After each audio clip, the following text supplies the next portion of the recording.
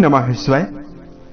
दोस्तों, मिथुन राशि वाले जातकों का इस चैनल पे स्वागत है। इस वीडियो में हम आपको बताने वाले हैं ग्रहों में युवराज का दर्जा प्राप्त बुध देव अपना राशि परिवर्तन करने वाले हैं, तो इसका मिथुन राशि वाले जातकों के जीवन में कैसा प्रभाव मिलने वाला है।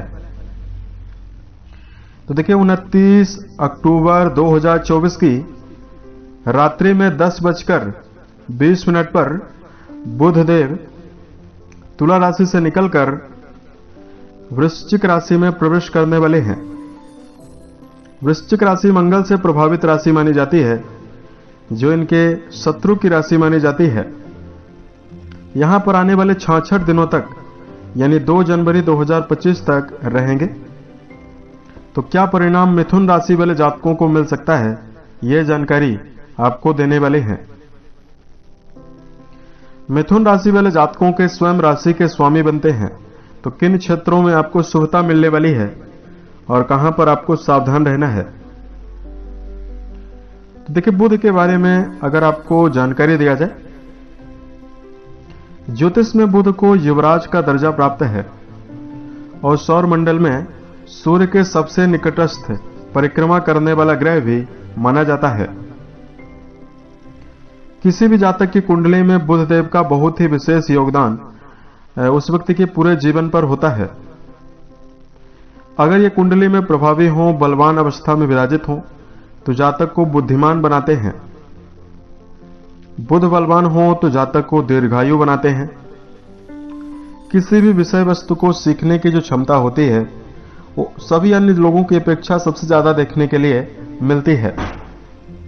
बुध अगर बलवान हो तो जातक अपने जीवन में कई स्रोतों से आय के साधन को विकसित करने में और आय को कमाने में भी समर्थ रहता है।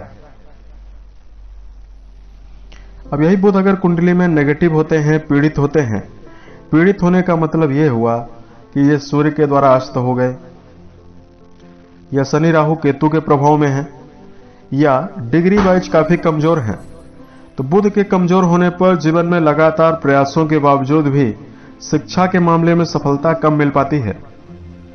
नर्वस सिस्टम से जुड़ी हुई समस्या यानी नाक, कान और गले से जुड़ी हुई बीमारी भी जीवन में लगी रहती है। पीड़ित बुध के प्रभाव से त्वचा जनित बीमारी, नपुंसकता की बीमारी भी देखने के लिए मिलती है। तो अब आइए हम आपको बताते हैं क्या परिणाम आपके जीवन में मिल सकता है। यह फलादेश आपके चंद्र राशि के ऊपर प्रभावी है, तो आप इसे इसी आधार पर देखें। तो मिथुन राशि वाले जातकों, आपकी राशि के स्वामी और आपके 4th हाउस यानी सुख भाव के स्वामी ये माने जाते हैं। 29 अक्टूबर 2024 को आपके कुंडली के 6th हाउस यानी 6वें घर में इनका गोचर होने वाला है। कुंडली के 6वें घर से रोग, ऋण, शत्रु पक्ष के बारे में विचार किया जाता है, कंपटीशन के बारे में और नौकरी के बारे में विचार करते हैं। तो मिथुन राशि वाले जातकों के जीवन में बुध इस समयावधि में आपको मिला जुला परिणाम देने वाले हैं। 29 अक्टूबर से लेकर आने वाले 1 महीने तक, जब तक ये अस्त नहीं होते हैं, क्योंकि 26 नवंबर को ये अस्त होंगे, तो तब तक सूर्य के साथ ये बुधादित्य योग बनाए रहेंगे। तो यहां पर मिथुन राशि वाले जातकों को करियर के मामले में अच्छा समय रहेगा। अगर आप अपने जीवन में टारगेट बनाकर काम करते हैं, तो कर्म क्षेत्र के मामले में आपको जबरदस्त सफलता मिलेगी। कर्म क्षेत्र के मामले में मिथुन राशि वाले जातकों को इस समयावधि में चुनौतियां भी देखिए मिलने वाली है। राशि के स्वामी का कुंडली के 6वें घर में होने से जातकों को इस समयावधि में वरिष्ठ अधिकारियों के साथ किसी भी प्रकार से आपको उलझने से बचने की आवश्यकता जीवन में रहने वाली है। बुध का संबंध वर्तमान में आपके कुंडली के 12 भाव से बनने वाला है और देवगुरु बृहस्पति के साथ ये समसप्तक योग बनाकर बैठे हुए हैं। तो इस समयावधि में खर्चों में प्रबल वृद्धि आपको मिलने वाली है। उसके साथ साथ इस समयावधि में मिथुन राशि वाले जातकों को यदि आप भविष्य में दीर्घकालिक निवेश करना चाहते हैं, यानी कोई ऐसा निवेश जिसको आप लंबे टाइम पीरियड के लिए करना चाहते हैं, उससे मिथुन राशि वाले जातकों को बचने की आवश्यकता रहेगी। दीर्घकालिक निवेश करते समय आपको सोच विचार कर निवेश करने की आवश्यकता जीवन में रहने वाली है। इस समयावधि में मिथुन राशि वाले जातकों के राशि के स्वामी बुध की कुंडली के 6वें घर में मौजूदगी स्वास्थ्य के मामले में भी आपको इस समयावधि में मिला जुला परिणाम देने वाली है। अगर आप खान पान की आदत को लेकर ध्यान नहीं रखते हैं तो पेट से रिलेटेड समस्या आपको आसानी से इस समयावधि में मिल सकती है। तो सेहत के मामले में आपको अलर्ट होकर चलने की आवश्यकता जीवन में रहने वाली है। इस समयावधि में मिथुन राशि वाले जातकों को इस वाहन चलाते समय भी सावधानी रखना है, क्योंकि 2 जनवरी 2025 तक यहां पर बुध रहेंगे और 26 नवंबर से ये अस्त होंगे। तो जब बुध की अवस्था यहां पर अस्त प्राय रहने वाली है, तब आपको विशेष रूप से सेहत को लेकर सावधानी रखने की आवश्यकता जीवन में रहने वाली है। उसके साथ साथ इस समयावधि में जातकों को यानी मिथुन वालों को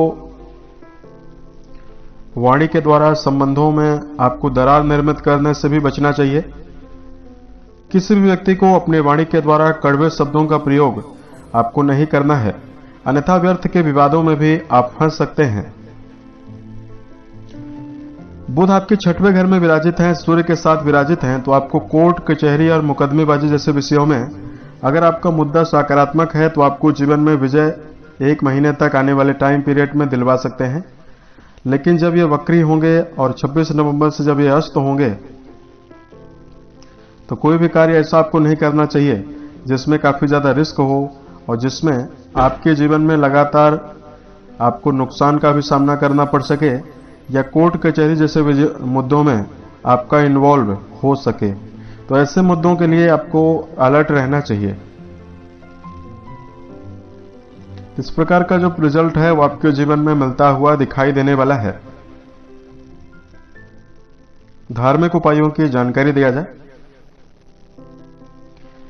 बुध से जुड़ा हुआ अगर दुष्प्रभाव समाप्त करना चाहते हैं तो इस समयावधि में जातकों को किन्नरों को कुछ ऐसी चीजें डोनेट करनी चाहिए जो खाद्य सामग्री के रूप में हो, जिसका वो आसानी से उपयोग कर सके। उसके साथ साथ इस समयावधि में बर्ड्स को यानी पक्षियों को यदि आप दाना डालते हैं तो भी आपके जीवन में बुध की अवस्था बहुत ही बेहतर रहने वाली है। उम्मीद है ये जानकारी मिथुन राशि वाले जातकों को बेहतर लगी। अगर आपके जीवन में किसी भी प्रकार की समस्या है, आप हमें जरूर बताएं। प्रत्युत्तर या अन्य वीडियोज के माध्यम से हम उसका समाधान करने वाले हैं। ओम नमः शिवाय।